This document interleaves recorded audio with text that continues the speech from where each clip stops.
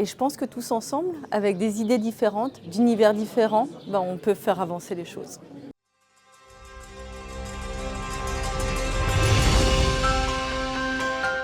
Alors aujourd'hui, on a voulu une journée qui soit à la fois ludique, qui soit à la fois culturelle, qui soit à la fois proche du vivant. Et donc on a commencé par accompagner les gens ici à Verneuil-en-Latte sur les chemins de la biodiversité pour aller découvrir le vivant in situ, donc en présence même, pour aller regarder les insectes, etc. Et puis un début d'après-midi avec encore une fois quelque chose qui permet de regarder différemment la biodiversité avec Joël Tribault, le conteur qui nous a conté ses propres écritures, ses propres poèmes sur le vivant par rapport à l'observation qu'il fait du vivant. Ensuite, on a voulu les mettre au travail et donc on a choisi l'angle du biomimétisme en partenariat avec le CBIOS pour regarder comment dans les secteurs du bâtiment on pouvait regarder le vivant autrement, tant sur l'aspect technique que biologique. Il y a eu la séquence avec les enfants. Alors à un moment donné, on a demandé aux enfants dans les écoles avant de dessiner la biodiversité, en tout cas la représentation, de remplir un quiz, et il nous importait aujourd'hui d'avoir la boucle, c'est-à-dire faire venir les enfants pour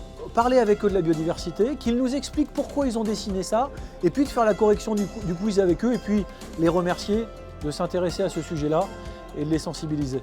Et puis enfin, on a travaillé sur 2 sujets complémentaires dans la journée qui devaient finir avec d'abord une table ronde écosystémique et puis finir avec une conférence que l'on voulait inspirante par Emmanuel Delannoy. Sur la notion de la table ronde, c'est quelque chose que j'ai apprécié, en fait, de retrouver des acteurs qui sont totalement différents. On se rend compte que la problématique, elle est commune pour tous.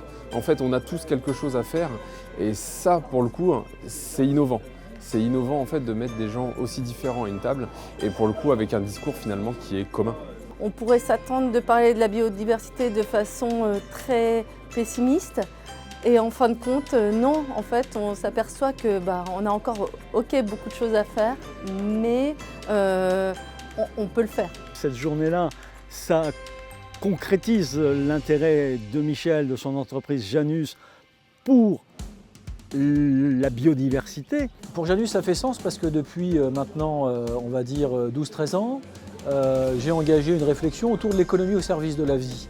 Et si on dit qu'on souhaite mettre l'économie au service de la vie, à contrario, il faut s'occuper du vivant. Cette journée, elle va permettre de faire prendre conscience aux gens, par les activités qui ont été organisées, de faire ce lien entre le vivant, alors le vivant nature et le vivant être humain. On a pu voir un aspect global en fait, du changement en fait, dans lequel on doit être acteur. Et aujourd'hui, je pense que c'est une prise de conscience importante et il faut faire bouger les choses. Alors pour Janus, l'impact était double, c'était à la fois montrer à ses parties prenantes qu'on pouvait s'emparer du sujet et que c'est un sujet qui était extrêmement central et important puisqu'il est désormais intégré dans la raison d'être. Il y avait cette idée aussi de partager avec une association locale et un maire d'une commune comme Verneuil-en-Latte, Philippe Kellner, qui en plus a participé à la table ronde. On pouvait organiser quelque chose sur un sujet qui transcendait les clivages, où on n'était pas dans des relations clients-fournisseurs, mais dans des relations de coopération pour organiser cette journée. Ça m'a redonné envie, une nouvelle dynamique pour pouvoir avancer.